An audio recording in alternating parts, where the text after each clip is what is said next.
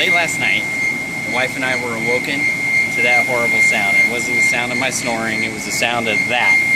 So if you just come over here and take a look at this.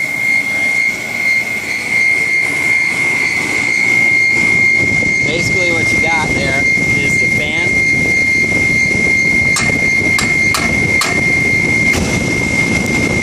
Hear it kind of go away, the sound. So what happens is the shaft in the motor is moving up and down and the bearing's wearing away. So what we're going to do is we got to take this out. We're going to have to remove this, pull the fan assembly, take these four out, and disconnect the wiring, do the repair. Okay? So, but it's right there in the fan motor. So we're going to go ahead and we're going to do that today, okay? Here. Okay, so the first thing you're going to do, obviously, is go to your main disconnect. Because you definitely don't want to get shocked by this thing. It'll make your day really bad. So, now that we got power off, this piece right here unsnaps. And then we go ahead and we proceed. At that point, we can go ahead and start taking the bolt assemblies off the main housing.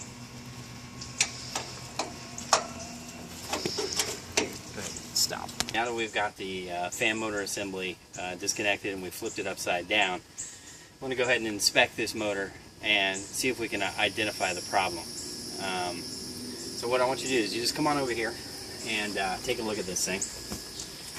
Alright, basically if you scan in under here, if you look down here, just come on in, you're going to see, if you can actually make it out, all these weeds wrapped around the shaft, okay? And I have a distinct feeling that that might be one of our problems, and if that's the case, we're going to be lucky. That means we don't have to replace this motor, which on average can run you anywhere from 70 up to 130, sometimes even more than that, depending on the capacity of the air conditioning unit. So we're going to go ahead and we're going to disconnect everything. So we'll check back with you in a little bit.